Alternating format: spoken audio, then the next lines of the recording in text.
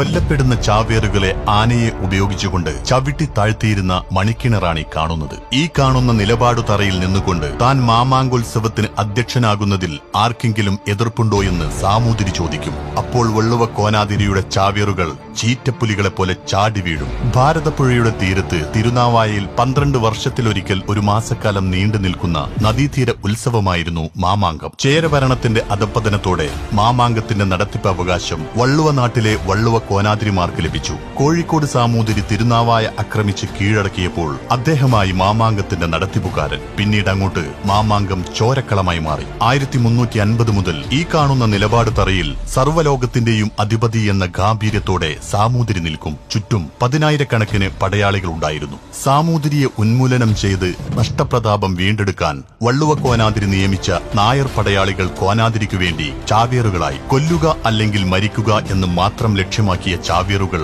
നിലപാട് തറയിൽ എത്തുമുമ്പേ തലയറ്റ് വീഴുകയായിരുന്നു പതിവ്. 1755 അവസാന മാമാങ്കം വരെ വള്ളുവ കോനാതിരി ചാവേറുകളെ അയച്ചുകൊണ്ടേയിരുന്നു. 400 വർഷങ്ങളോളം ഒരു മാമാങ്കത്തിലും ചാവേറുകളാൽ ഒരു സാമൂതിരിയും വധിക്കപ്പെട്ടിട്ടില്ല. 10,000 സൈനികർ വരെ സാമൂതിരിയെ സംരക്ഷിക്കാൻ സജ്ജരായി നിൽക്കാറുണ്ടെന്ന് ചരിത്രം പറയുന്നു. 1695 മാമാങ്കത്തിൽ ഒരു 16 വയസ്സുകാരൻ ചാവേർ നിലപാട് തറയിൽ എത്തുകയും സാമൂതിരിയെ വെട്ടുകയും ചെയ്തു. സാമൂതിരി ഒഴിഞ്ഞുമാറിയെന്നും അംഗരക്ഷകൻ തടുത്തെന്നും പറയപ്പെടുന്നു. മാമാങ്കത്തിൽ പരിക്കേൽക്കുന്ന സാമൂതിരിയുടെ ഭടന്മാരെ പരിചരിക്കാനും ആയോധന കലകൾ പഠിപ്പിക്കാനും ഉപയോഗിച്ചിരുന്ന ചെങ്ങമ്പള്ളി കളരിയാണിത്. സമീപത്തായി കളരിത്തറയും കാണാം. വെടിമരുന്നുകൾ സൂക്ഷിച്ചിരുന്നു എന്ന് കരുതപ്പെടുന്ന മരുന്നറയാണ് ഈ കാണുന്നത്. മൈസൂർ സുൽത്താനായ ഹൈദരാലിയും സൈന്യവും മലബാർ ആക്രമിച്ചതോടുകൂടി മാമാങ്കം ചരിത്രത്തിന്റെ താളുകളിലേക്ക് മറഞ്ഞു. മലപ്പുറത്തിന്റെ ചരിത്രവും വിശേഷങ്ങളും അറിയാൻ മെയ്ഡ് ഇൻ മലപ്പുറം എന്ന ഈ പേജ് ഫോളോ ചെയ്യൂ.